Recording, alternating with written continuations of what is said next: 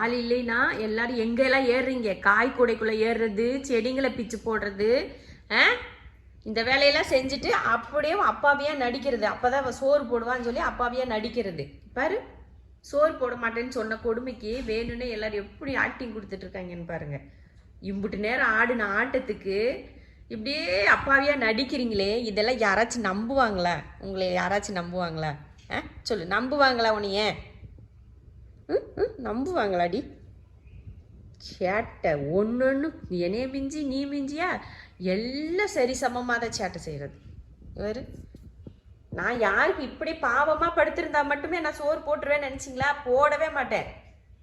இன்னைக்கு எல்லாருக்கும் சோறு கிடையாது. சிஞ்சு உனக்கு சேர்த்து தான். உன் பிள்ளைங்க பண்ண தப்புக்கு உனக்கு சோறு கிடையாது.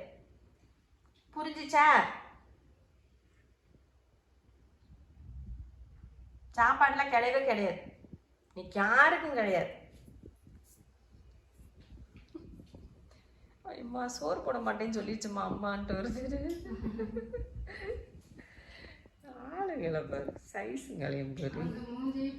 அதுதான் மூஞ்சி பாரு, அப்படியே அப்பாவியா ஆக்டிங், அப்படியே அப்பன் புத்தி அப்படியே வச்சிருக்குதுங்க. அப்பாவியா பார்த்தா இந்த அம்மா சோறு போடுவா அப்படின்னு சொல்லிட்டு அப்பாவியா பார்க்கறது. அப்பாவியா நீ ஒன்று கடிச்சது போதும், என்னை எப்போ கொஞ்சினது போதும், என்னை அவனுக்கு கொஞ்சம் தேவையே கிடையாது. கிளம்புங்க, முடியவே முடியாது. போதும் போதும், நீ கொஞ்சின வர போதும், கிளம்பு. ஆளு ஏனே சத்தியத்துக்கு இந்த நடிப்புலாம் ஆகவே ஆகாது, இம்புட்டு நடிப்புலாம் ஆகாது சொல்லிட்ட. அடுத்து நீ அதுக்கு மேலே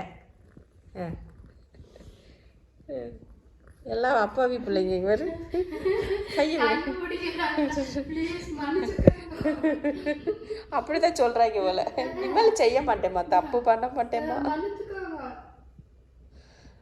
சரி இரு அம்மா தட்டை எடுத்துட்டு வர. இருங்க, விடுங்க, விடு தட்டை எடுத்துட்டு வரேன் சாப்பிட்றதுக்கு. போ.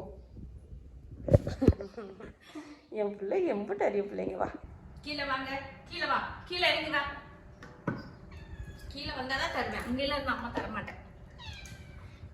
வாடா, உன்னை ஒரு ஆள் தூக்கி கீழே விடணுமா? ஏன் நீ ஒடியார மாட்டியோ? ஓவர் செல்லம் பண்றீங்கடி.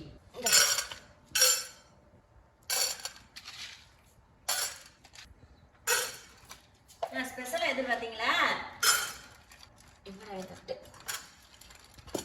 சாப்பிடுங்கடா. காலையில ரொட்டீன் வந்து லைனா படுத்துட்டு வாங்க. இப்படி வந்து சாப்பாடு போடணும் நம்ம.